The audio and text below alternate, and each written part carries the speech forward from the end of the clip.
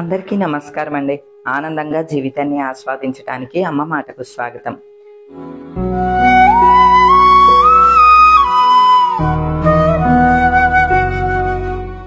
మన వాకిట్లో 2 గుమ్మాల్లోనూ ముగ్గు వేస్తూ ఉంటారండి పిన్ని గారు. ముగ్గు అయిపోయిందని చాక్పీస్ తోటి వేస్తున్నారు అనమాట. మాకు ముగ్గు ఇళ్ళ వెంటే వస్తుందండి. ఈవిడెవరో కొత్త ఆమె, ఒక ముసలావిడ వచ్చేసరికి ఆవిడ దగ్గర తీసుకున్నాం అనమాట. ముగ్గు కన్నా నాకు చాక్ పీసే బెటర్ అనిపిస్తోందండి. అదే శుద్ధతో వేయటమే బెటర్ అనిపిస్తోంది. శుద్ధతో వేస్తే ఓ పట్టాన ముగ్గు పోదు, ఎందుకంటే ఇది సిమెంట్ రోడ్డు కదా. ముగ్గు వేస్తే ఆ ముగ్గు అంతా అట్లానే ఉంటుంది అనమాట. అంటే అంత తెల్ల తెల్లగా అవుతుంది. అదే కృష్ణయ్య ఎదురుకుండా అనుకోండి, నేను మామూలు ముగ్గు పొడితోనే వేసుకుంటున్నాను, ఎందుకంటే నాకు ఇక్కడ ముగ్గు వేసుకోవటానికి వీలుగా ఉందని. అలానే మళ్ళీ గజరాజుల మధ్యలో కూడా చాక్ పీస్తోనే వేస్తున్నానండి.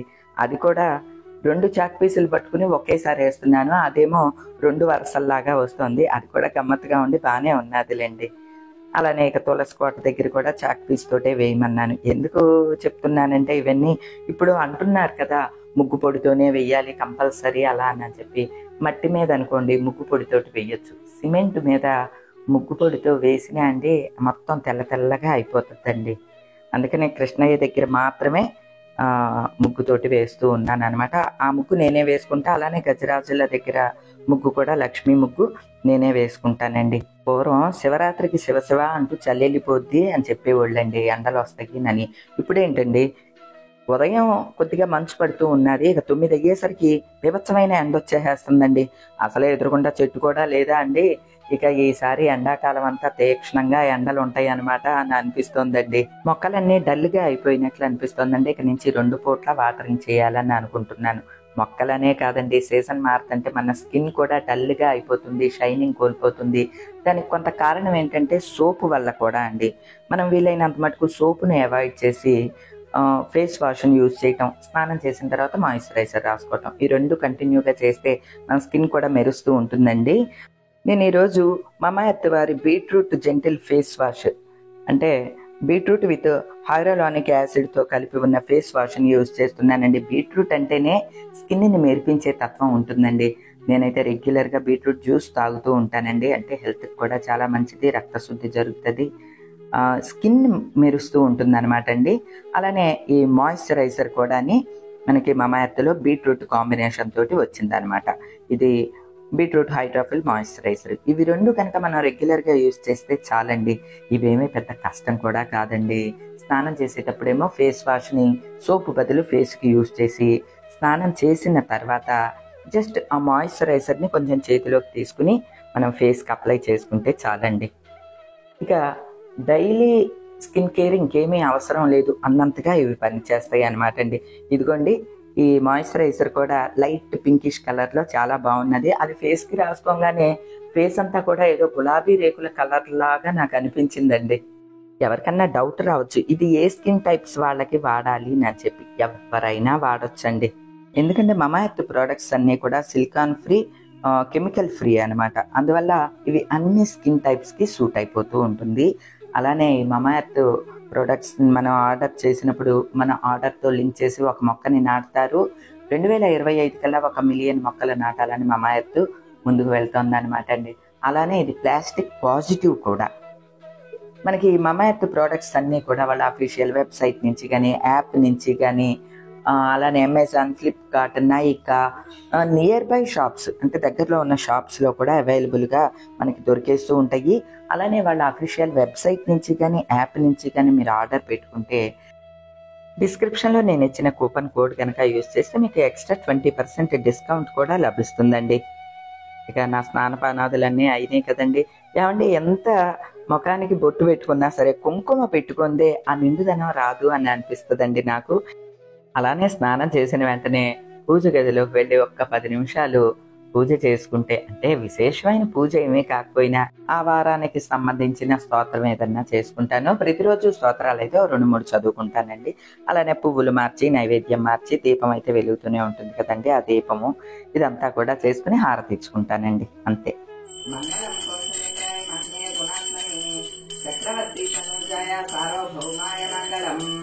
సర్వమంగళమాంగళ్యే శివే సర్వార్థసాధకే శరణ్యే త్ర్యంబకే దేవి నారాయణి నమోస్తుతే. ఆపదా ఆపదామపహత్తారం దాతారం సర్వసంపదాం లోకాభిరామం శ్రీరామం భూయో భూయో నమామ్యహం.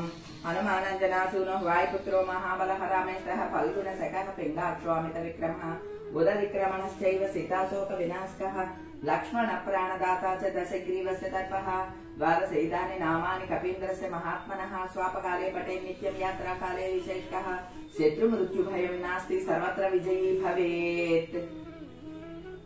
ప్రతిరోజు ఈ పూజలు ఇవన్నీ ఎందుకంటే అని ఎవరన్నా అనుకోవచ్చండి.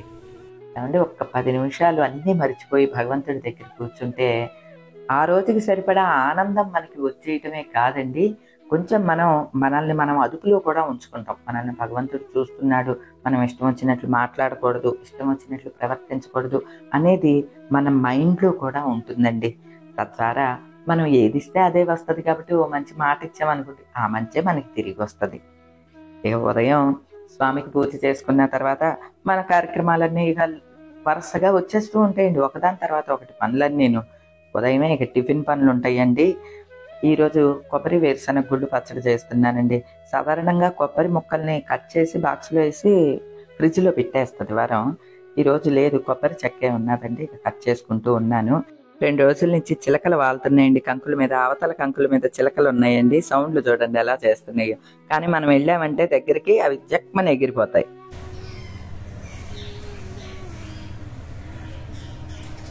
ఓ పక్క చట్నీ చేస్తూ సంధ్య, రమ్య, నేను ముగ్గురం కాన్ఫరెన్స్ కాల్లో కలిపి మాట్లాడేసుకుంటూ ఉన్నామండి.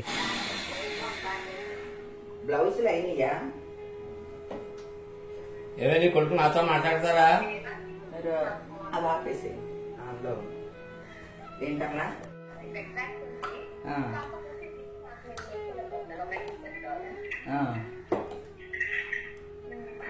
అందుకని ఏం చేస్తావు?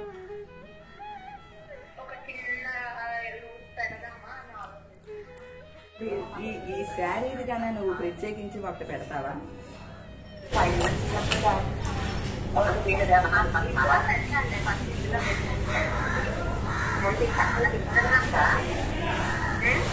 మేము ముగ్గురు మాట్లాడుకోవటం అని అంటే అలా ఒక గంట సేపు మాట్లాడేసుకుంటామండి.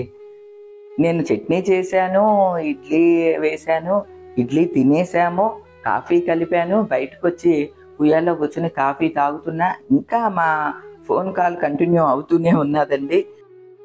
ఏమంటే మాకులాగా ఇలా ఇంతసేపు మాట్లాడుకునే వాళ్ళు ఎవరన్నా ఉన్నారండి మన ఫ్యామిలీలో? ఒకవేళ ఉంటే గనక మీరు ఎవరితో ఇంత క్లోజ్గా మాట్లాడతారు అనేది కూడా తప్పకుండా షేర్ చేసుకోండి. నేను కూడా చూసి హ్యాపీ ఫీల్ అవుతాను. ఎందుకంటే ఓహో నాలాంటి క్యాండిడేట్లు చాలా మంది ఉన్నారనమాట అని. ఇంతకు ముందు అయితే అమ్మతో ఇలానే కబుర్లు ఆడేదాన్ని అండి, గంట సేపు మాట్లాడుతూ ఉండేదాన్ని. మేము ముగ్గురం ఫోన్ మాట్లాడుకున్నాము అని అంటే మీరు గమనించి ఉంటారు. కొబ్బరి పచ్చడి చేసేసాను, ఇడ్లీ తినేసాము, కాఫీ కలిపేసాను, కాఫీ కూడా తాగేసాము, మా వారు తయారయ్యి వచ్చారు, బజారు వెళ్తున్నారు, ఇంకా మా ఫోన్ కాల్ కొనసాగుతూనే ఉన్నదండి. అమ్మ ఏ రోజు వెళ్ళాము? అలానే మా ఇంట్లో తారాబలం చూసే అలవాటు సంధ్యకి ఉన్నదనమాట అండి. మేము ఎవ్వరం అడిగినా సరే జస్ట్ అట్లా నోటి లెక్కగా చెప్పేస్తూ ఉంటుంది అనమాట. నీకు ఈవేళ పలానా తారా, ఈవేళ పలానా తారా అని చెప్పి. మిగతా అన్నీ అంత నమ్మకపోయినా జస్ట్ తారాబలం చూసుకుని ఏమన్నా ఊరు ప్రయాణాలు అటువంటివి పెట్టుకోవటం మాకు అలవాటు అనమాట అండి. అవే అడుగుతున్నాం అనమాట సంధ్యని. సంధ్యకి ఎలా వచ్చిందోనండి, మా మామయ్య గారికి ఉండేది ఆ అలవాటు. ఆయన తారాబలం చూసుకునేవారు అనమాట. ఎక్కడికన్నా వెళ్ళేటప్పుడు ఇంతమంది పిల్లలున్నా ఎవ్వరికీ అలవాటు రాలేదండి, ఒక్క సంధ్యకే వచ్చింది తారాబలం చూసుకునే అలవాటు. అట్లానే అందరికీ చెప్తుంది కూడా, ఈజీగా చెప్పేస్తూ ఉంటుంది. ఏమంటే ఇక్కడ ఏం జరుగుతుందో మీకు అర్థమై ఉంటుంది. ఎప్పుడు సంక్రాంతిలో తెచ్చిన చెరుకు ముక్కలండి, చెరుకు గడలు, అవి ముక్కలు కోసి ముక్కలుగా కొట్టి తీసుకువెళ్తున్నారనమాట మా వారు. జ్యూస్ చేయించి తీసుకువస్తాను అని చెప్పి. అవేమి ఇంత కూడా పాడవలేదండి, అలానే ఉన్నాయి. ఇంచుమించు నెల అయిపోతుంది కదండి ఈ చెరుకు గడలు తెచ్చి.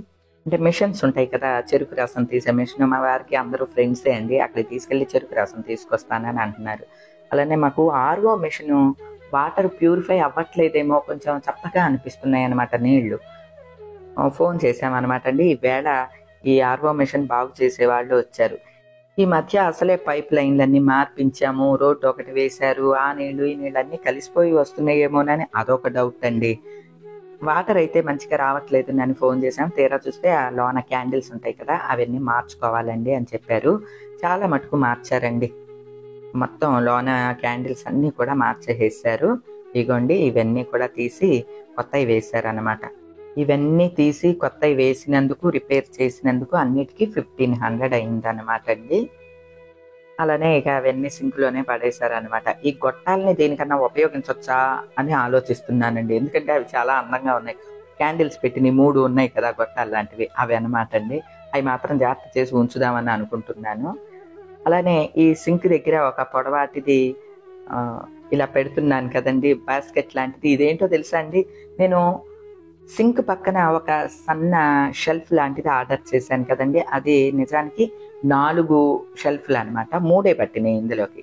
ఆ 4వది తీసి ఆ బాస్కెట్ లాంటిది ఇక్కడ పెట్టాను అనమాట. ఇందులో మొక్క పెట్టి తర్వాత హ్యాండ్ వాష్, సోపు ఇటువంటివన్నీ ఇందులో పెడుతున్నాను అనమాట. కరెక్ట్గా సరిపోయిందండి అక్కడికి.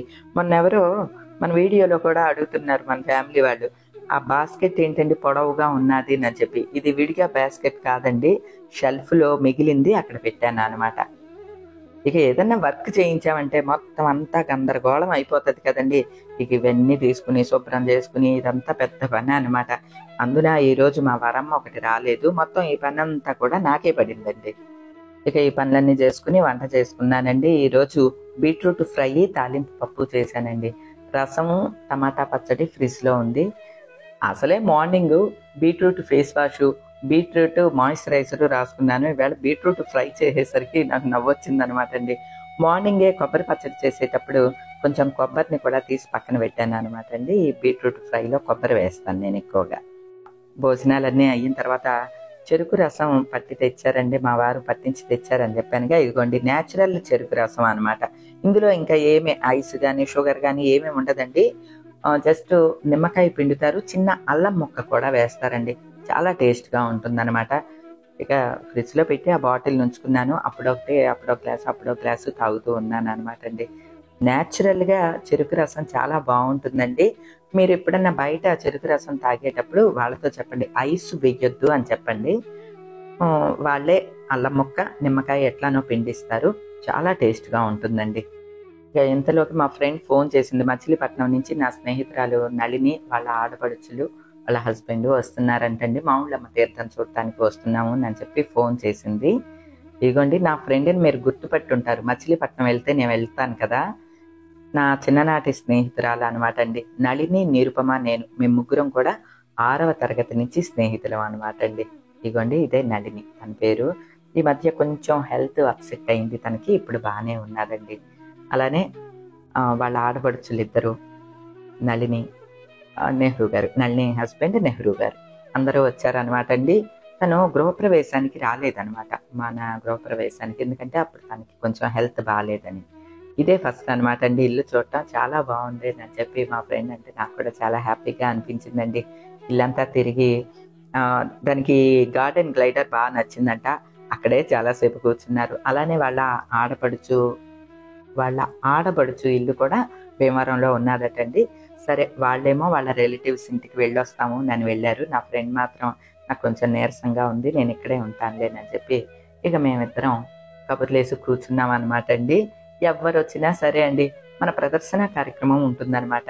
అంటే ప్రదర్శన అని కాదండి, నీకు ఏది నచ్చితే చీర అది తీసుకోవే అని చెప్తూ ఉంటాను అనమాట. మా ఇంటికి ఎవరు వచ్చినా సాధారణంగా మా వాళ్ళు ఎవరు వచ్చినా సరే 4-5 చీరలు ఉన్నాయి అయ్యో చూపించి నీకు ఏది నచ్చితే అది తీసుకో అని చెప్తూ ఉంటాను. అది నేను ఒక రెడ్ బ్లాక్ శారీ కట్టాను బాంతినిది, అదేం చీర అని అడుగుతుంది. వీడియోలో చూసిందంట. మామూలు చీరేనే అంటే ఇది ఎంత బాగుందో అని అంది. నేను కట్టేసానే లేకపోతే పెట్టేదాన్ని అంటే పర్లేదు అని అంది. సరే ఇంట్లో కట్టుకో అని చెప్పి ఆ చీర కూడా ఇచ్చాను. ఇక దానికి నచ్చిన కొత్త చీరేమో బొట్టు పెట్టి చేతిలో పెట్టాను అనమాట అండి. ఏమంటే మాకు ఇటువంటి ఏమి ఉండవండి. ఒకవేళ నాకు దాని చీరలో నచ్చింది ఉన్నా సరే, ఏమి ఈ చీర నచ్చిందే అని చెప్పి అది కట్టింది అయినా సరే కట్టేసుకుంటూ ఉంటాను అనమాట. ఏమంటే ఫ్రెండ్స్లో మనకి అటువంటి ఏమీ ఉండవు కదా. నా చిన్ననాటి స్నేహితురాలు ఇన్నాళ్ళకి వచ్చిందనమాట అండి. అంటే వాళ్ళ అమ్మాయి ఇక్కడే చదువుతూ ఉండేది ఇదివరకు, వైదేహి బివి రాజు కాలేజీలో చదివేదనమాట ఇంజనీరింగ్. అప్పుడు రెగ్యులర్గా వస్తూ ఉండేది. ఇప్పుడు దాని చదువు అయిపోయింది, అబ్రాడ్ వెళ్ళిపోయింది కూడానండి. దాంతో కొంచెం రాకపోకలు తగ్గినాయి. అట్లానే దీని హెల్త్ కూడా కొంచెం బాగోకపోవటంతో మళ్ళీ చాలా నాళ్ళకి వచ్చిందనమాట అండి. అంటే నేను మచిలీపట్నం వెళ్ళినప్పుడు కలుస్తూనే ఉంటానండి. మన ఇంటికి రావటం, కొత్త ఇంటికి రావటం ఇదే ఫస్ట్ అన్నమాట. కానీ చాలాళ్ళ తర్వాత వచ్చిన నా ఫ్రెండ్ని చూసుకుని నాకు చాలా సంతోషంగా అనిపించిందండి. ఏమంటే మన ఫ్యామిలీలో వాళ్ళు ఇలాగా అంటే చిన్ననాటి స్నేహితుల్ని ఇంకా మెయింటైన్ చేసే వాళ్ళు ఉన్నారా అండి? ఉంటే కనుక మీ డేరెస్ట్ ఫ్రెండ్ పేరు కూడా చెప్తూ కామెంట్ పెట్టండి. నేను అవన్నీ చూసుకుని చాలా హ్యాపీ ఫీల్ అవుతాను. ఎందుకంటే మనం మనసులో ఎటువంటి ఫీలింగ్స్ లేకుండా మాట్లాడేది బిడ్డలతో, స్నేహితులతో అంతే అండి. ఇక ఇంతలోకి మా ఫ్రెండ్ ఆడపడుచులు కూడా ఫోన్ చేశారు. మా ఊళ్ళమ్మ తీర్థం చూసుకుని అట్నుంచే రిటర్న్ అయిపోదాము నేను ఫోన్ చేసేసరికి ఇక మా ఫ్రెండ్ వాళ్ళు కూడా బయలుదేరారండి. వైజాగ్ నుంచి నా ఫ్రెండ్ రజని వచ్చినప్పుడు కూడా వీడియో పెట్టాను కదండి. రజని, నళిని వీళ్ళిద్దరూ కూడా సిస్టర్స్ అనమాట అండి. ఇద్దరు నాకు ఫ్రెండ్సే అండి. ఇక నా ఫ్రెండ్ కూడా బాయ్ చెప్పి బయలుదేరిందండి. ఈ రోజుకైతే ఇదేనండి. మరో మంచి వీడియోతో మళ్ళీ కలుస్తా. అప్పటి వరకు ఉంటానండి.